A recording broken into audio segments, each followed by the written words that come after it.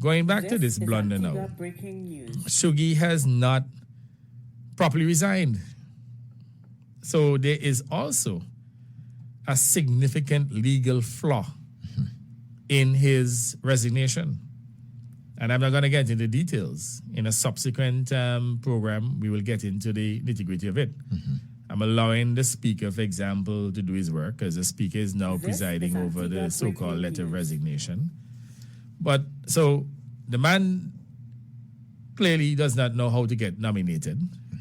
So he botched that, violated the laws, and was disqualified.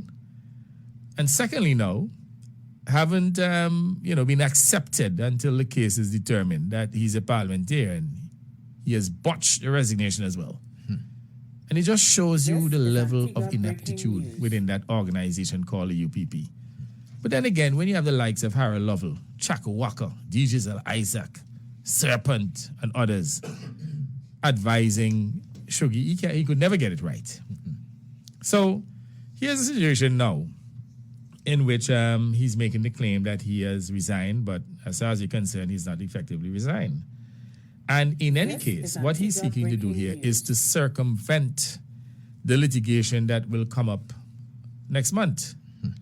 Now, my understanding, the litigation has called for two probable causes. One, that Shuggy be caused to vacate the seat in that he was not properly nominated, and therefore the seat could be, or let's say, one of the other two contenders, either the Labour Party contender, and in this case, the Labour Party contender, because she got significantly more votes than the DNA contender, would be declared as a winner. And this particular position is likened to, let's say, a contest, or let's say it's a race, for example, a 100-meter dash, and you have a number of athletes competing. But the person who won, no matter by whatever margin he won, even if he mauled his other competitors, but he ran into the lane of one of his competitors and is disqualified, he can't get the prize. If, for example, he tests subsequently and he violated the drugs, the narcotics rules, again, he cannot qualify as the winner. And Shuggy is in a similar situation in which he was not properly nominated and could not qualify as a legitimate candidate. So I believe the litigation is asking the judge to vacate the seat and to declare, in this case, Samantha Marshall as the winner, who would have had the second highest amount of votes.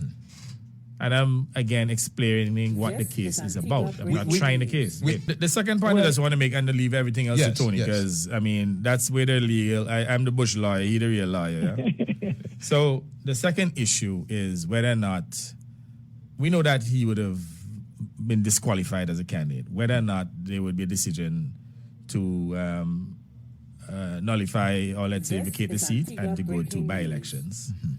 So my understanding is one of two outcomes, but he seems to have taken the preemptive decision on the flawed advice of those around him to resign to circumvent the court position and maybe trying to get some kind of flawed sympathy from members of the community.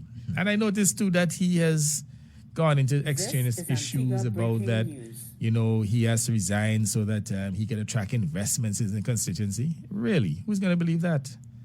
You think that we are stupid? What connections does he have outside of that constituency, even outside of the country, to attract any investments in that area? And if that is the case, why those investors, whilst he was a parliamentarian for that brief period, why didn't start to invest? And the point is too, if you so want them to invest, why resign now to become nobody? Running the risk now of no return.